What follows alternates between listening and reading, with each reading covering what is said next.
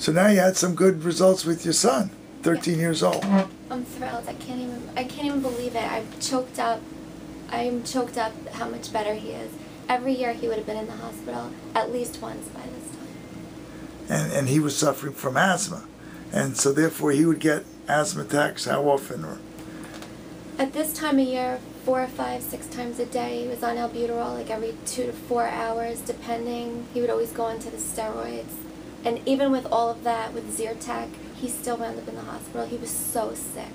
Wow, 13 years old is a tough thing for somebody that age to be so plagued with daily health issues that most little teenagers don't even have to deal with. Yeah, it's been a nightmare. It started when he was 3, and it's been 10 years of in and out of hospitals. Wow. It's just been awful. And therefore, and I saw him how long ago? It's 16 days. 16 days, and your experience has been? Amazing. I'm just so thankful. He's so much better, and he's just a different kid.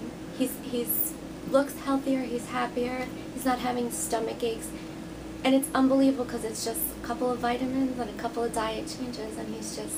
You know, just some small incremental changes, and surely we use the pure essential vitamins and the things that got me off cortisone and steroids applied some of the same principles to him. But it's a completely different quality level, and we were able to now shut off the allergies. That's all we did. All we did was change a few of the things he was eating, which, you know, kids are real tough. But if you eliminate the things that they're sensitive to, and surely we did testing on them. But we're just here for the second time. I only saw him the first time. Right. And the difference is so radical. So there's so many things you could do out there, and that's why I'm interviewing you, so you could communicate the suffering and the difficulty you had with your child, and now you have another way of taking care of him. It's the biggest change. Like I was telling you, he's had 25 hospital admissions of 5 days or greater. That doesn't include like a visit to the emergency room, and I'm a nurse, I take care of him at home, so by the time he gets to the hospital, he's really sick, and he's like a different, I swear he's a different kid. And we didn't start yet. We're going to now tweak it and get a little better.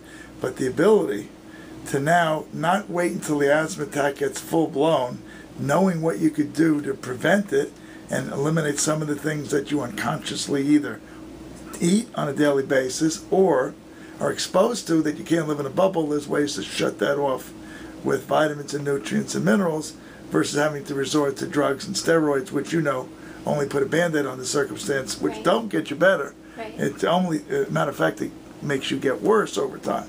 No, I can't agree more. I'm just thrilled. He's only used the inhaler one time, and it was in the beginning. Right. And he hasn't used it at all, and he was taking treatments like every 3 hours.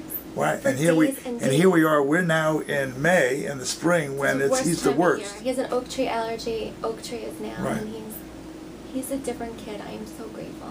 Thank you very much for sharing this. I'm sure we want to put this on the web and other people, so other people could be aware of. There are a lot of things you could do out there outside of what your doctor may tell you. Right, because I think parents are. I felt helpless. I'm lucky that I had a doctor who, when I told her about you, she was all for it because she's seen him so sick for so long. I'm very fortunate that she was, you know, all on board. She wanted him to come and see you. Which is good, because most doctors don't, you know, wouldn't recommend you to do something other than what they're doing with you.